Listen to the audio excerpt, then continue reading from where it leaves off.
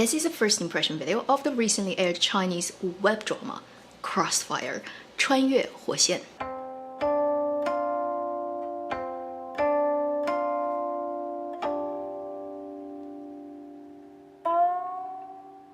Hi, you're watching Avenue X, where junkie and good storytelling shares their thoughts, knowledge, and occasional weird ideas on stories and how they're told. Before I go into talk about this drama, I want to first say a huge thank you to everyone who has shown their support under my weekend community post on YouTube. If you don't know what I'm talking about, don't worry about it. I want to also take this opportunity to thank everyone who has ever supported me in any way. Whether it's donation through my website directly, whether it is buying stuff from my shop, or drop me a coffee money. The list is too long to recite, and some of you actually do recurring payments. I am so appreciative and really grateful for the fact that I have such a brilliant audience. Love you. I think this is the Korean way. Now let's talk about this drama, Crossfire 穿越火线, led by Lu Han and Wu Lei. It is a web drama, 36 episodes. As the title suggests, this drama has a heavy component of the video game Crossfire. It was truly one of the most dominant video games in China back in the early 2000s. So watching this drama does bring back a lot of memories. I'm going to first tell you my rating for this drama based on my own scale, which is 2 gold mines. Really high score for my standard. I rated this drama quite high because I really didn't expect it to be what it is. When I first saw the trailer, saw the promo material, saw the synopsis and the cast, and I didn't have high expectations of it at all. I think most of it comes from the track record of the two leads, Lu Han and Wu Lei. Although they have been really popular in their own very different ways, I would say in the recent couple of years, they really haven't performed very well in film, in television, in any of those type of storytelling medium. I think that may played a big part in the fact that once I started watching this drama, I was so surprised by the quality of storytelling, by the quality of acting that I just didn't expect I would find in this drama. Therefore, you know, lower expectation, and then that surprise effect is stronger. So there might be a small element of that, making me rating it at 2 gold mines. But I think it really is a very solid drama. So let me talk about a few things I really appreciate regarding this drama. First, I love how well the game Crossfire is integrated into the storytelling. Earlier this year in January, when we watched the Detective Chinatown TV series, the last case in that drama, the last 4 episodes, were centered around a video game. And in that drama, you already see how the storyteller tries to integrate the video gaming experiences with the actors' acting. I would say Crossfire has done an even better job at doing that. I totally didn't expect how well the video game world and the reality world are integrated with our actors' faces. They're playing the game, but they're also in the game. There are shots that are from POVs, like you're playing games. There are shots also of them dressed up as their characters in the game. And then how that works with what they do in reality, through editing, through computer graphic, through everything, is just so well done. It makes the experience of watching the characters playing video games as first-handed for the drama audiences as it probably would be for the people who play in the game. I am not a big video game player and never play those shooting video games, but I've seen enough people playing them in reality. I so appreciate how much work went into them deciding what kind of effect, how we're gonna do it, and they did it brilliantly. The second major thing that I love about this drama, I literally binged it. I think from the moment I clicked open the first episode, I didn't stop. I literally watched through the first 10 episodes in one day. It is acting, or the characters, because acting characters, sometimes you can't really fully separate them. I didn't expect Lu Han and Wu Lei as the leading men of this drama would make the characters so relatable and lovable in their own very different ways and make you care about them. Therefore, you cannot wait to see what happens for them, to them, in the future episodes. Like I said earlier, neither of them has performed really well in any drama or film in recent years. And I admit I had very little expectation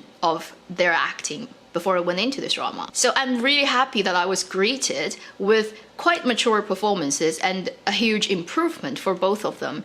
Especially, I think, judging by the first 10 episodes, Lu Han. He debuted as an idol. He is known for being a quite good singer and dancer. But his visual storytelling media adventures has not been very successful. And he has this little fresh meat tag on him since day one of his career. Although now he's 30, that tag is probably going to wear off very soon. Still, a lot of people have that impression of him, and it's very hard to get rid of that. I think now he realizes you have to kind of give up that very idealized idol imagery you've built up throughout the years of work and in people's mind for your character. You very quickly believe in the character he's playing. A young man who loves video gaming, but at the time, 2008, when the video gaming thing only just got recognized in China as a proper sport, where most of the people in the society, especially the father, mother, parents generation, do not understand what it is. In this drama, you totally do not see the idol Lu Han anymore. You really do see the character. When I see his saggy t-shirt, messy hair, slipper-wearing young man walking in the 2008 summer street, I remember people like him I've seen in real life during those years. And this anticipation in me suddenly got triggered. It's like, I am so looking forward to him actually becoming a proper actor in the future. He really can do it well when he put his mind to it. Wu Lei also did a much better job, I'd say, than most of the other characters he's played in recent years. When I think back on his successful roles on screen, it still goes back to the olden days of Nirvana and Fire, the young Fei Liu. That character is so deeply burned in my mind. Literally afterwards, every role he's played have been overshadowed by it. I think this role in Crossfire as Lu Xiaobei may be his first role after he became an adult, as his first proper successful solid role. Although compared to Lu Han surprising me playing the role Xiaofeng, there isn't that much of an element of surprise coming from Wu Lei's performance. But the way he played his role also makes his role very believable, very grounded in that reality, which is in 2019. So these two characters have 11 years gap between them. Given the particular circumstances of Wu Lei's character's setup and his character's history, he's done a brilliant job playing this young person much closer to our time, who is also battling against a lot of difficulties in his own life, plus the war between his passion for video gaming and his parents' strong stand of not allowing him to even touch it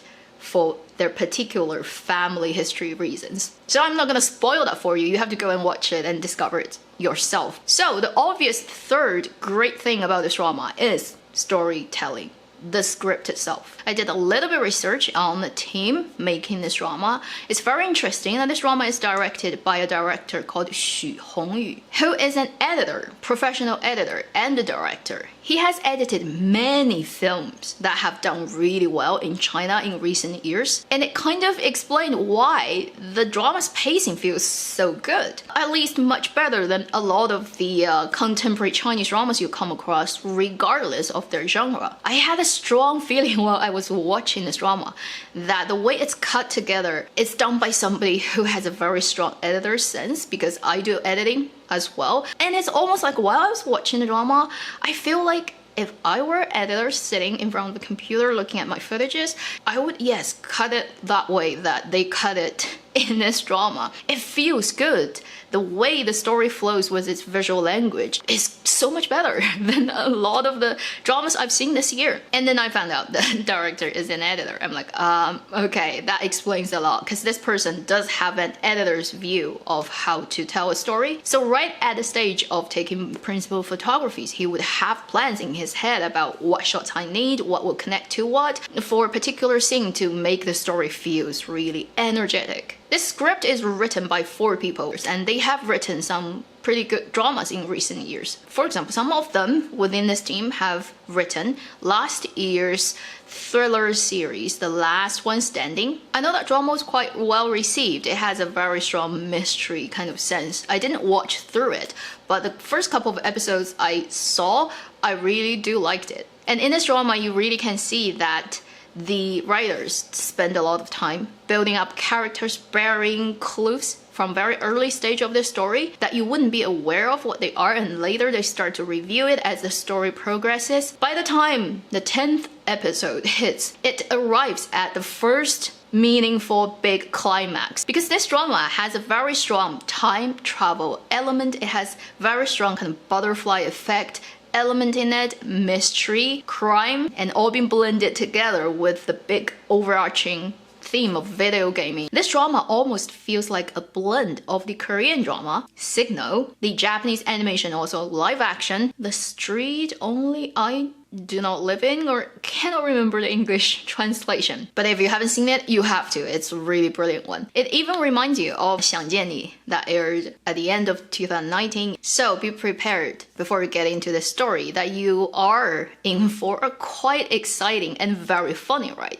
So the last bit of the point I want to talk about is I appreciate the characters ensemble in this drama. The drama gave us so many interesting people, whether it's the 2008 group that's surrounding around the character played by Lu Han, or the 2019 group surrounding the character played by Wu Lei. They're all very lively, very interesting, very distinctive. Each of them has something to offer, and they all feel very real, like real people. And there's so much comedy created by these characters working together in the video gaming world. There are parts of this drama that are filmed so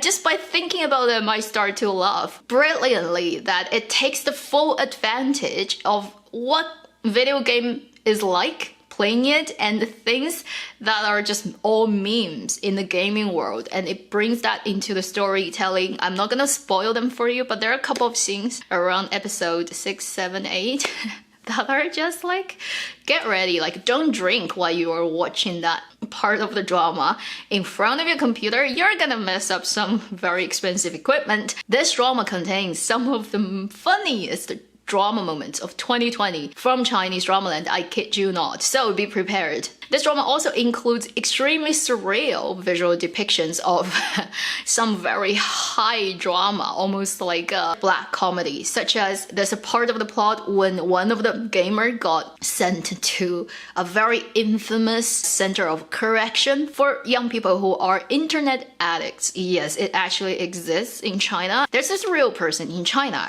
who is infamous, who created this school, literally tortures young kids who were sent there by their parents for being internet addicts. It's real. This person is called Yang Yongxing. He's so well known in China. And this drama creates a screen version of this person. And that entire part of the drama about this person getting sent in there and getting trapped, Lu Han and his friends try to rescue him from that institute. The visual language is just so fantastical. It is so sarcastic. It's so theatrical, but it's so funny. It even reminded me of the Kingsman's first film, the ending sequence of the head blowing up part, which is totally surreal, but so fantastical. So, all in all, this drama surprised me in ways I didn't expect. It really pulled me in without me realizing it. It's binge-worthy, it's very funny, and if you've ever had a period in your life where you were so occupied by a video game, you will be heavily reminded of that part of your own history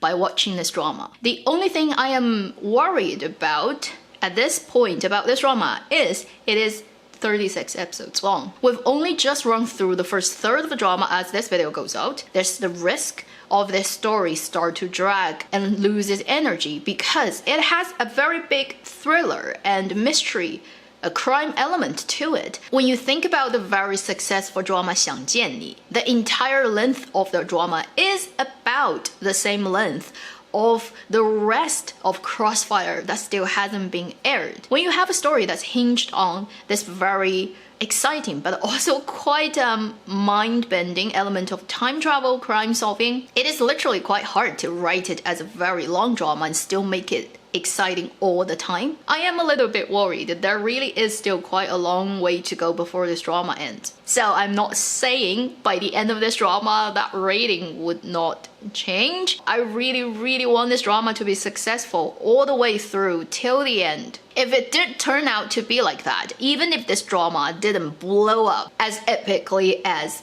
Untamed had done last year, for me, it probably would become my summer's memory of 2020, and I would be happy about that. Thank you for watching Avenue X. I'll see you in my next video.